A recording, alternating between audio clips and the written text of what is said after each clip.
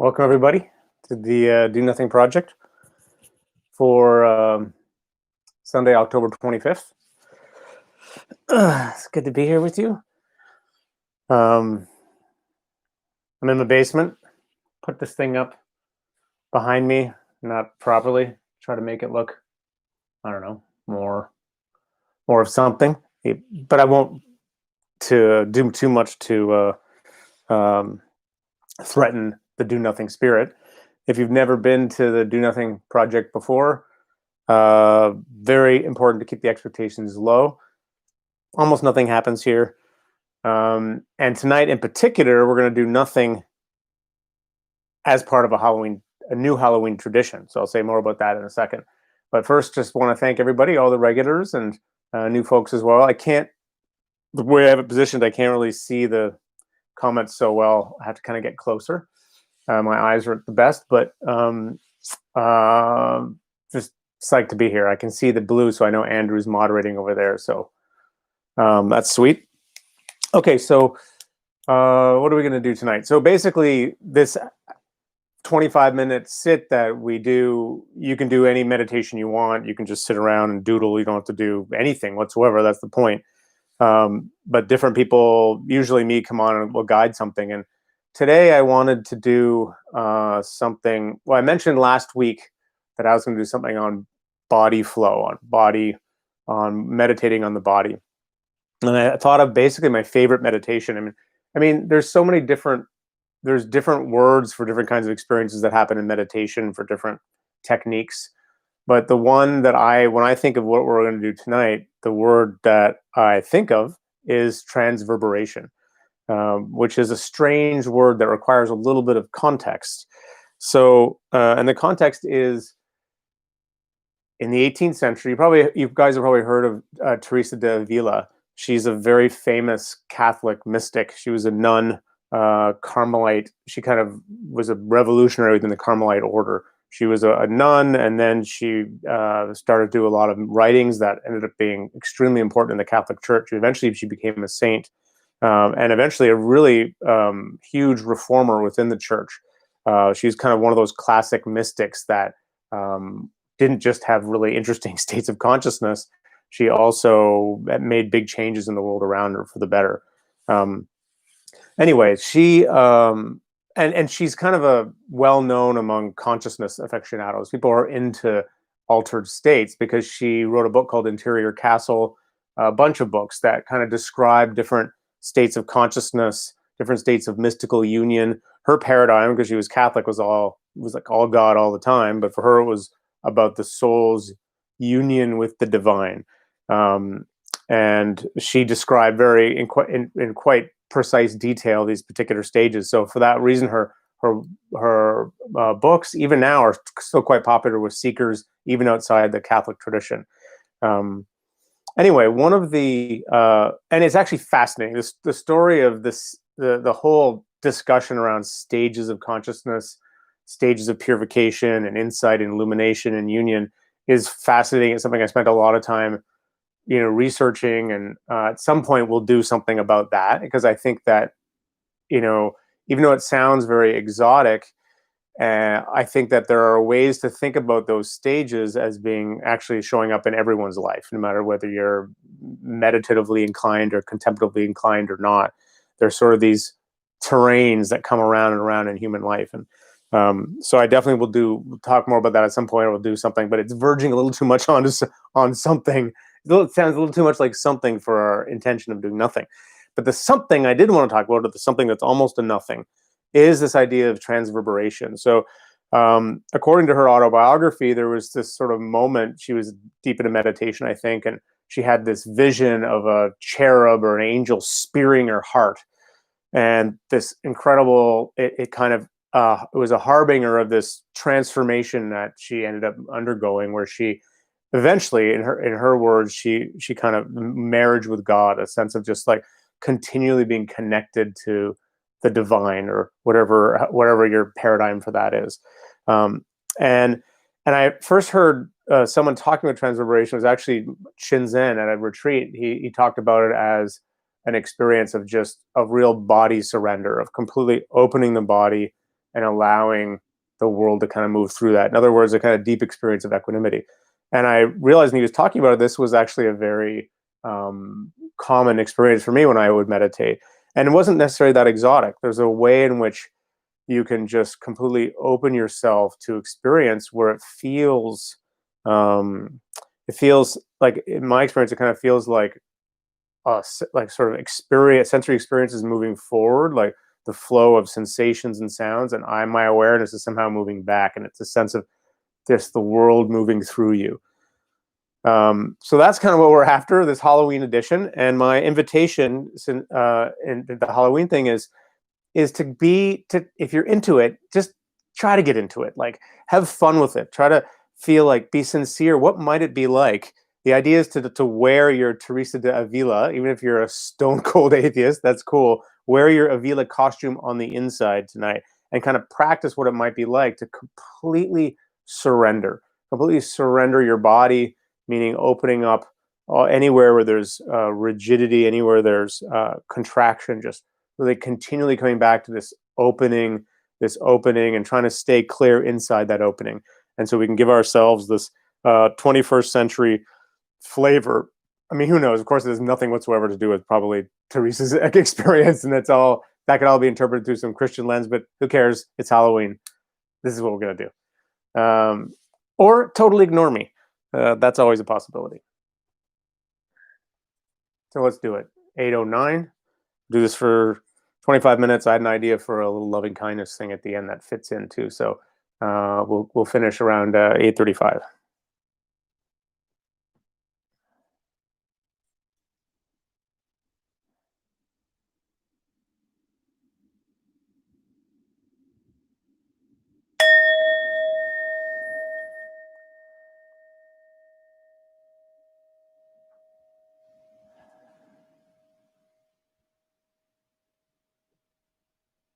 Normally I slouch on my couch when I do these, but I felt like being on my meditation cushion tonight. So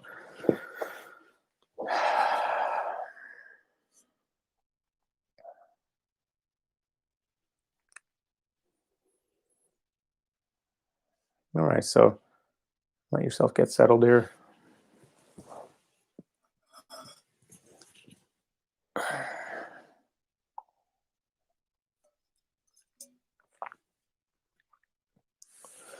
I'd like to start with a few kind of deep breaths.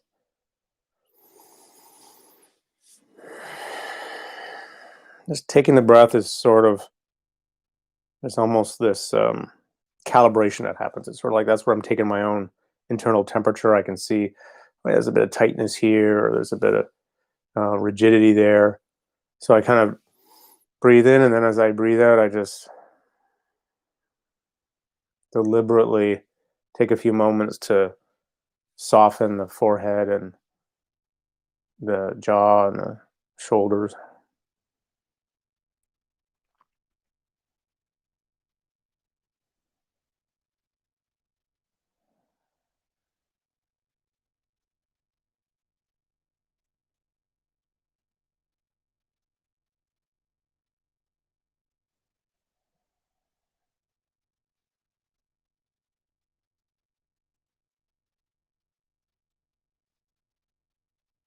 And often it feels like there's all this swirling momentum of the day, of the thinking, the doing, the different, sometimes even feelings of not still in the body.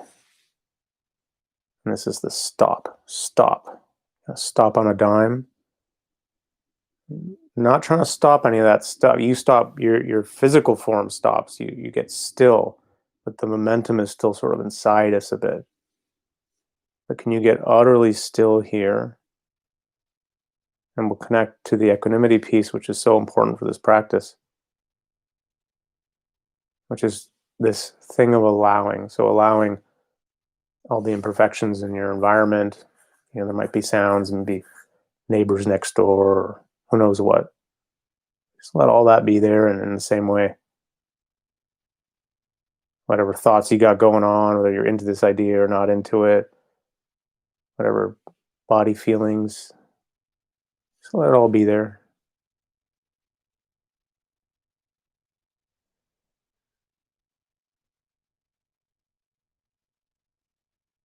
Fortunately, we can get more granular about this instruction.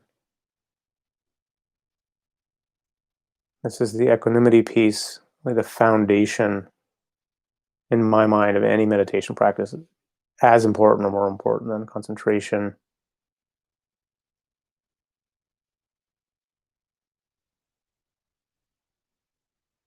Although they work together, the concentration, the clarity, the equanimity, they all work together. What is this equanimity thing? And what are we talking about when we talk about transverberation? We're talking about extreme receptivity.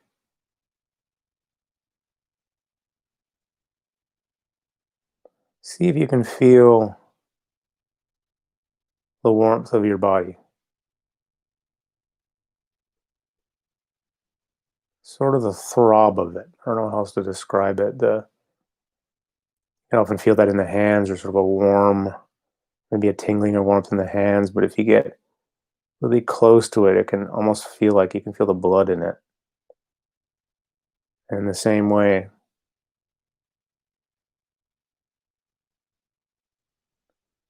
trying to feel that through the chest and belly. So to do that, we have to get very still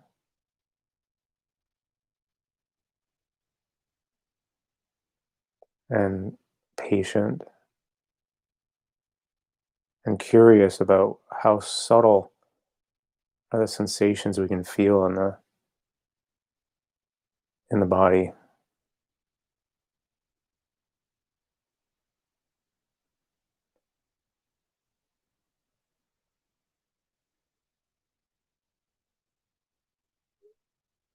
So equanimity is actually it's this it's this active thing. It's very paradoxical because it's empty.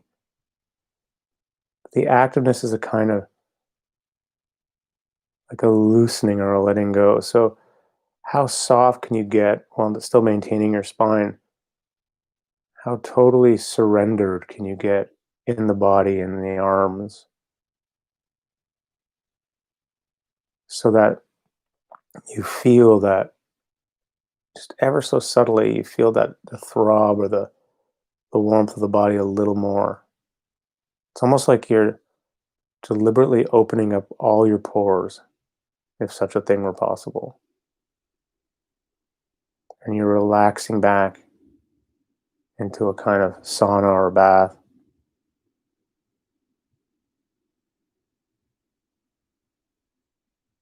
And that's enough talking for now, but play with that a bit, working with the body sensations.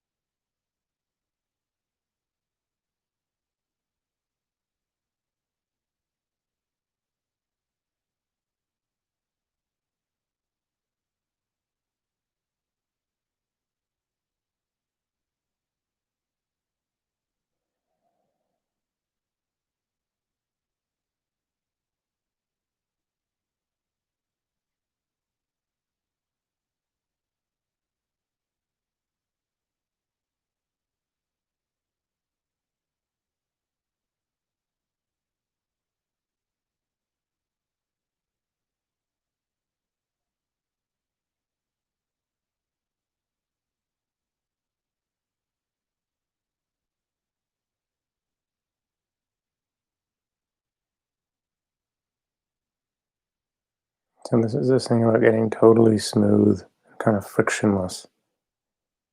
Sounds rise and fall, but you don't brace or flinch. Yet you're not holding yourself rigid. You're just this open, empty container for sounds or sensations, letting them throb and diminish and change.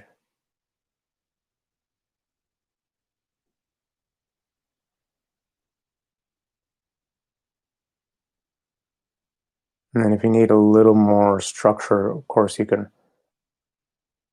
get a little more focused with an anchor like the breath or the hands or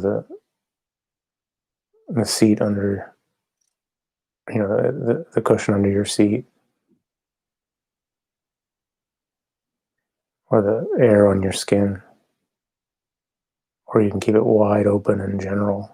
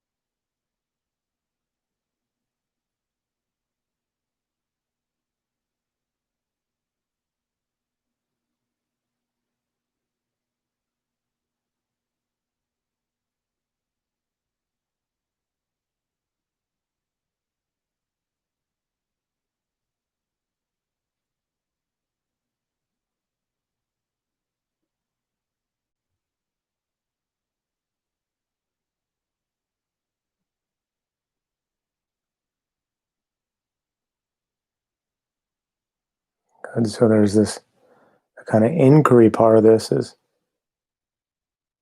can I continue letting go even more, like loosening, opening?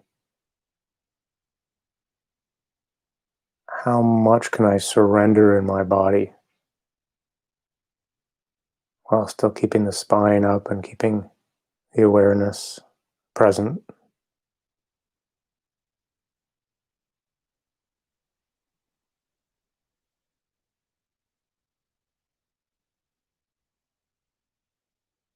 It's like you're playing with that dial and dial it up a little more, a little more.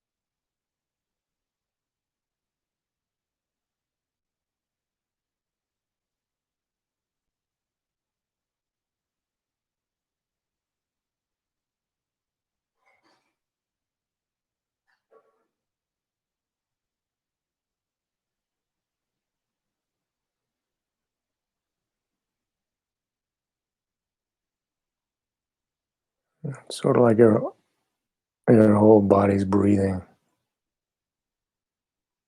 Even though you're staying still, it's like you're leaning back and letting it just sort of, everything sort of update itself through you.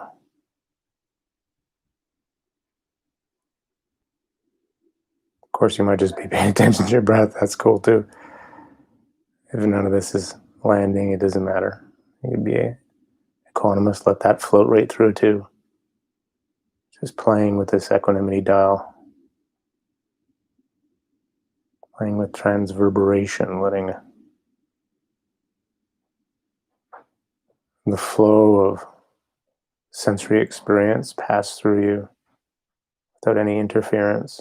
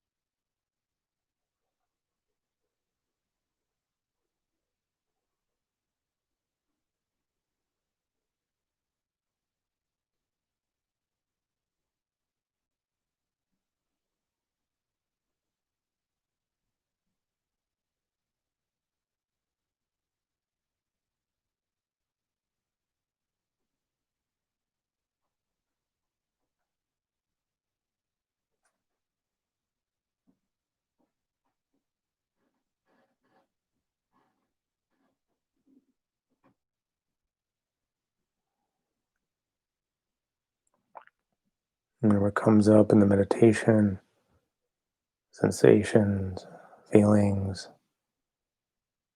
thoughts, and just let them come up. They're going to come up in the stream and go through their life cycle. They may have a long life cycle, they may have a very short one.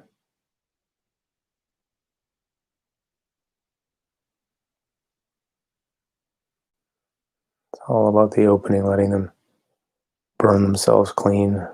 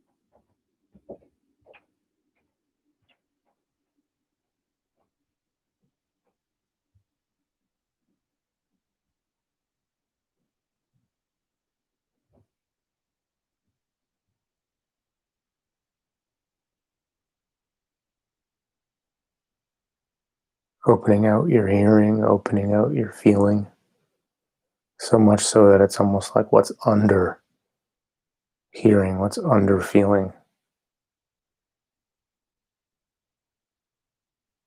Opening out without an object.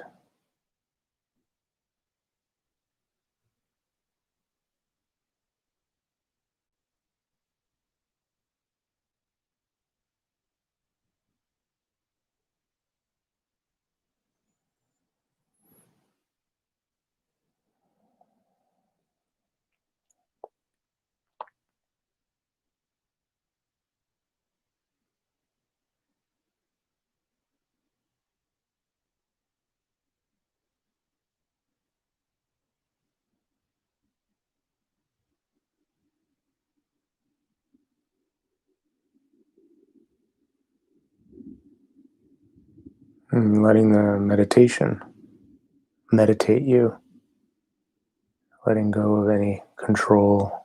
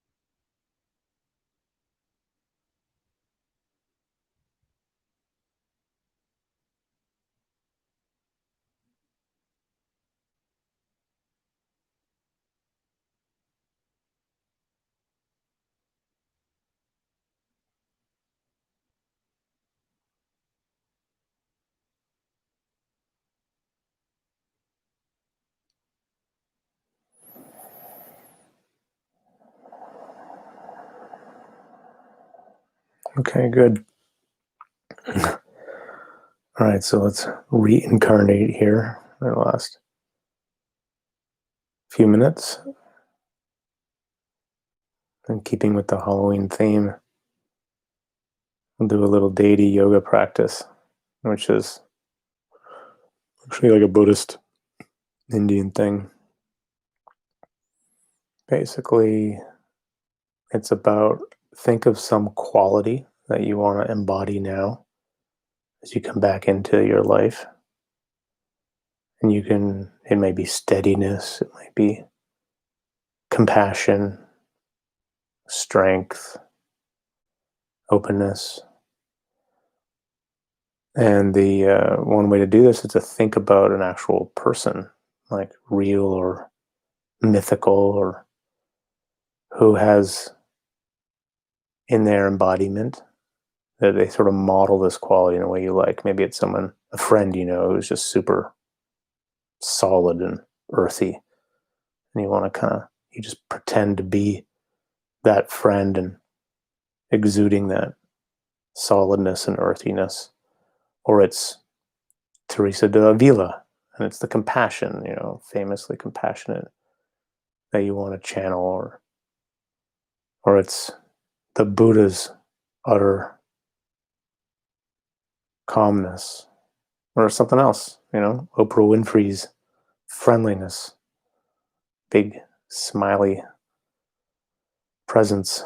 Who knows? It could be anything. And it could be a freaking superhero, something imaginary. Just choose something that comes to mind and then see if you can really kind of make that quality exuded in your body. Feel something of that steadiness or that patience or that compassion.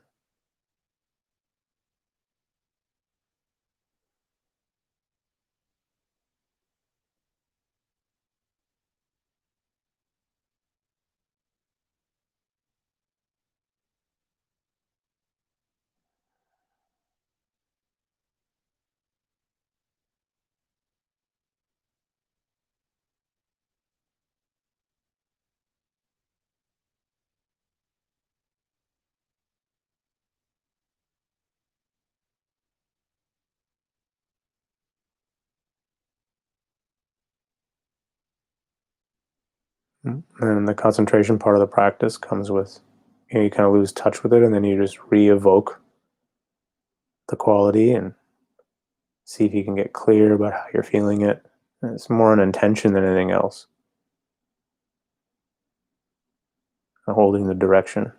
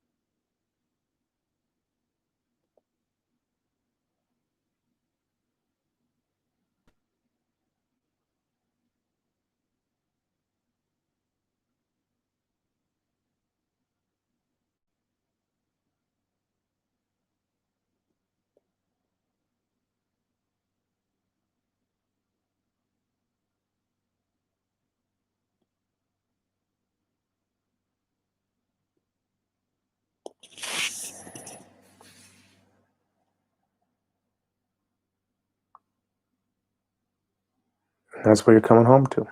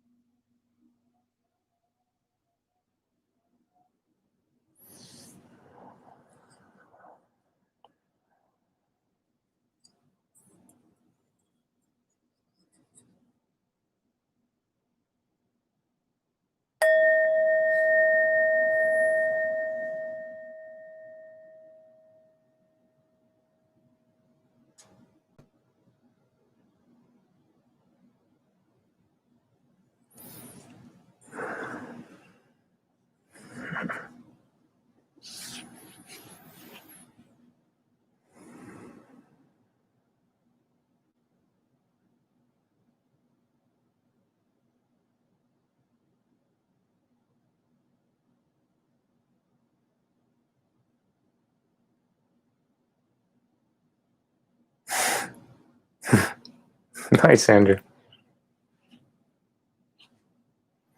Carmelite's motto is, "With zeal have I been zealous for the Lord, God of hosts." Out of complete reverence, I'd say, with zeal we have been Teresa de Ávila. Nice, guys. Well, that was a slightly different one, that's for sure. I should have said ahead of time, apologies to any actual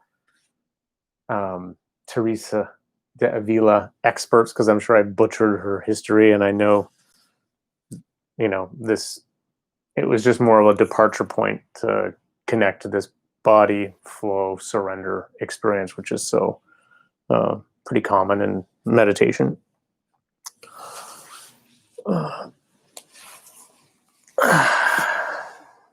Yeah.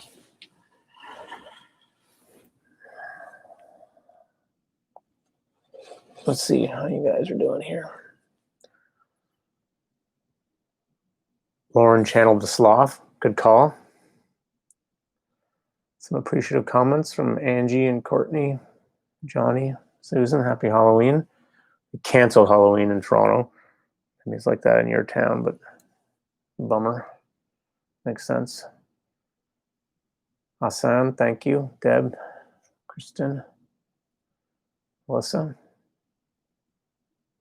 Schmitty, good to see you, buddy. Nick accidentally channeled me. Dude, that would be, I wouldn't wish that on anybody. Channel my blindness.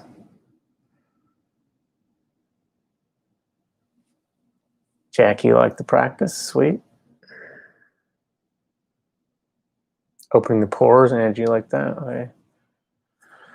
Yeah, thank you, Andrew, for the reminder. We're going to try something different next week. I'll keep going here, but we're going to try doing the DNP just for 1 week at 10 a.m. in the morning, 10 a.m. Eastern time, just because it works a little better with my schedule. I think one of the issues for me is that when I do it at night, sometimes I get kind of activated and then I can't sleep after instead of getting relaxed. So wondered if we might just try that 10 o'clock time, see how it lands for people. And then we can kind of decide. We'll switch back the one after to 7, but just to see. And then also we'll let Europeans come. I know it sucks for Australians. I don't know what time it is at 10 in the morning in Australia, but we'll try it out. So I'm just giving people the heads up about that. Fred liked it. Nice. Chris felt like the body melted away and the upturned hands were everything. Yeah, I was going to actually give a cue for the upturned hands. I mean, that's, of course, the classic surrender posture of the yogis. And it kind of does, sometimes it can really add to the feeling of like,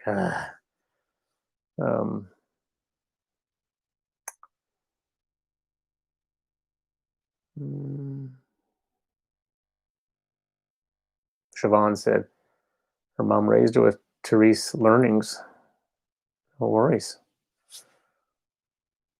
In-person retreat coming up. Adam, actually, is going to be in Costa Rica at the end of January and do an in-person retreat at a place called Blue Spirit. It's on my website now. They got a really good COVID protocol. They have all these teachers coming, and so that's going to happen unless who knows what. But of course, with all this stuff. Sarah asking if psychedelics can play a role in this transverberation practice. Well, I mean, if you've done much psychedelics, if you do a lot of psychedelics, like a large dose, it's very much about surrender, because the intensity of what's coming through can be so much. It's all about equanimity, equanimity, equanimity. The more you brace and try to fight or struggle with it, the worse, the more out of control it gets. So you have to really kind of let go. And so that letting go experience is called purification in the contemplative paradigm. I have a friend who calls it burning clean. I even had a cue about that. It's like the more you let go, the more whatever is stuck in you can kind of flow, in theory. Of course, it takes a long time, and there's different things move at different rates. But psychedelics, like an intentional practice with a good medicine, can potentially be part of that process. But there's also a lot of other things about that. It's not my specialty. So, but that's definitely, I did write about this at one point. I wrote about what meditation has in common with psychedelics. I think it's on my website, but I hid it because I didn't want people, reading that, because then not letting me into the States or something, because, I've done psychedelics, whatever. Nice. Candace channeled Jack Hornfield, and it was awesome. Oregon liked it. Cool. Sergio liked it. Nice. Amy. Yes, Amy makes a great point. She says, so permeability implies trust. That's hard. I read Interior Castle in seminary and hated how precise Teresa's rubric for attaining spiritual enlightenment was. Yeah, I don't really like it either. And it's not very, now there's a lot more this is not something that there's a science around, but anyone who's spent a lot of time thinking about this and looking at different maps, you start to read that, you start to figure out that there's so many ways up that mountain. And, people get way too fixated on their maps, and that happens with Interior Castle with people trying to figure out a map.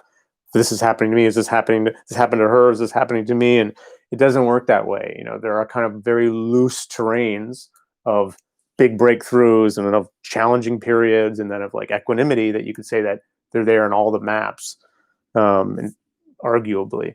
But the kind of trying to compare your progress with someone else's is just doesn't make sense, because you don't have the same nervous system. It'd be like you writing down your experience of coming more fully into your life, and then someone else trying to have the same experience when they have a different conditioning and history. Anyway, I'm really glad that you said that, Amy. And to your original point about permeability and tries trust, I mean, equanimity is trust. It's trust that you can let down your guard and be entirely present in the moment. But of course, our whole history has, in so many ways, teaches us how we're not safe. But we got to hold here. We got to do this, and so it's like that's why this practice of meditation, it takes so long. That's why there's often the experience of letting go of layers, of seeing that there's layers of holding. Of, oh my God, you might meditate for a year. All the time I'm like, oh shit, I'm still got that thing there. It's like this thing of fear, and so there is this. See, that's why it's important to kind of pace yourself and just be gentle. I don't know if that resonates for you, Amy, but I'm interested to read your any thoughts you had. Peter, nice to feel experience flowing through me without judgment stopping it. Nice. Harrison, channeled a good friend who passed away earlier this year. Goofy light, always encouraging. Nice way to remember and connect to him. That's a great practice. Nice, Harrison.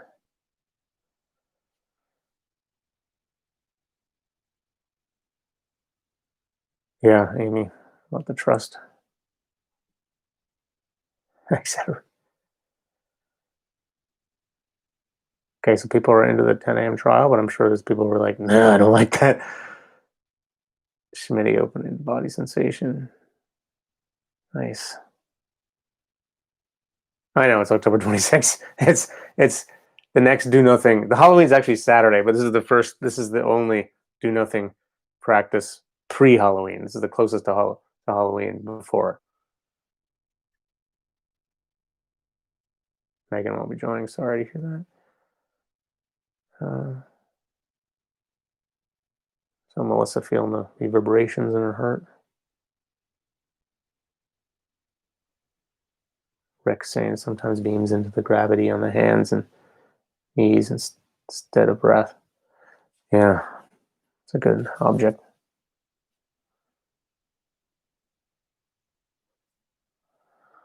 Okay. Catherine had a hard time keeping focus, understandably. Oh yeah, I should mention, thanks Andrew or Gabrielle mentioning there that so the CC has a great little one-day retreat happening. The CC is the nonprofit that I started ages ago, and it's sort of going on its own. My friend Aaron runs it. They're really great. They have every Monday night that you guys, most people in this community know it. They have sits. Different teachers lead things, very much in this same ecumenical spirit, trying a different practice out or different areas of expertise. And we also have different guest teachers who come, and we have a terrific teacher this Saturday. His name's Lama Rod. I've talked about him before in this space. You can Google him, Lama Rod Owens. He just wrote a book called Love and Rage. He is like my favorite teacher right now. So I'm going to be there. And I think it's a decent, affordable rate. And he's just really at the cutting edge of thinking about sort of social justice issues and how they intersect with the contemplative space. And he's incredibly fucking funny. And so if you're not doing anything next Saturday, join us. And if you ever, some people say they're interested in donating to the Do Nothing Project, or if they like it or something. Of course, there's no pressure, zero. But if you ever felt inspired, then the CC would be a place where that donation would go. It's all volunteers. They have a Patreon campaign. You can find it on their website, and you can leave a few bucks if you're interested. You don't have to or anything, but that's just good to say that. Yeah, okay. So Andrew's talking about that. They also offer these amazing free resources, the CEC, about starting up your community group. Yeah, Ken saying, I love meditating in community because it reminds me the same practice shows up in so many ways. such a good thing to be reminded of. You know, hearing how it lands for other people, it makes your own experience okay. You don't have to live up to anyone else's standard, which is like the worst thing that can happen in a meditation practice. Wow. N4N 4S33 says, felt like my soul was dancing. Got the, even though the body was still.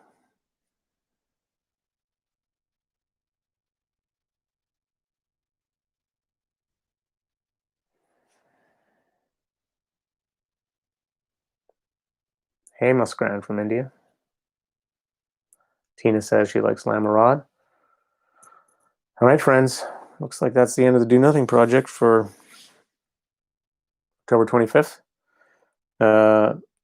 Andrew will edit off the top, hopefully, and put it up there for whoever wants to watch it again later. And yeah, grateful for you guys.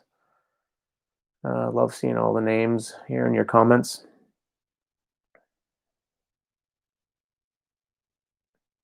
Much gratitude to you, my friends.